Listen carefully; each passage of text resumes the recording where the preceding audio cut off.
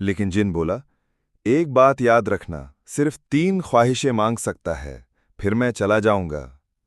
उसकी आंखों में चमक थी, लेकिन लहजा ऐसा जैसे वक्त उधार पर चल रहा हो। जादू और लोभ। राजू हर दिन स्कूल के बाद लालटेन के पास बैठता और जिन से बातें करता। जिन भी अब एक दोस्त सा बन गया था, नरमी से बातें करता, कहानियां सुनाता। लेकिन राजू समझदार था। 2 ही ख्वाहिशें बची हैं, वो अक्सर खुद से कहता। उन्हें किसी बहुत जरूरी चीज के लिए बचाना है।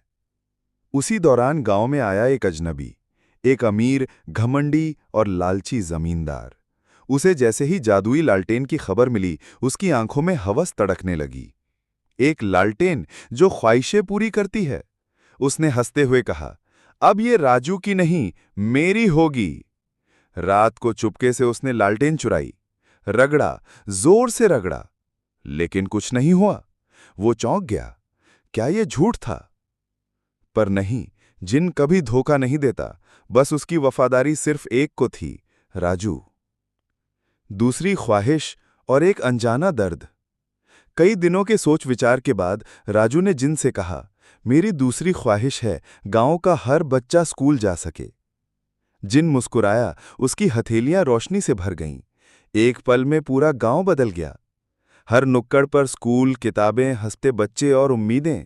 राजू की आंखों में खुशी छलक आई। पर तभी उसने देखा कि जिन की मुस्कान अब फीकी हो रही है। उसकी रोशनी मंद पड़ने लगी। उसका चेहरा थका सा, जैसे कोई अंदर से बुझ रहा हो। क्या हुआ तुम्हें? राजू ने डरते हुए पूछा। जिन धीरे धीरे आसमान की ओर देखता रहा।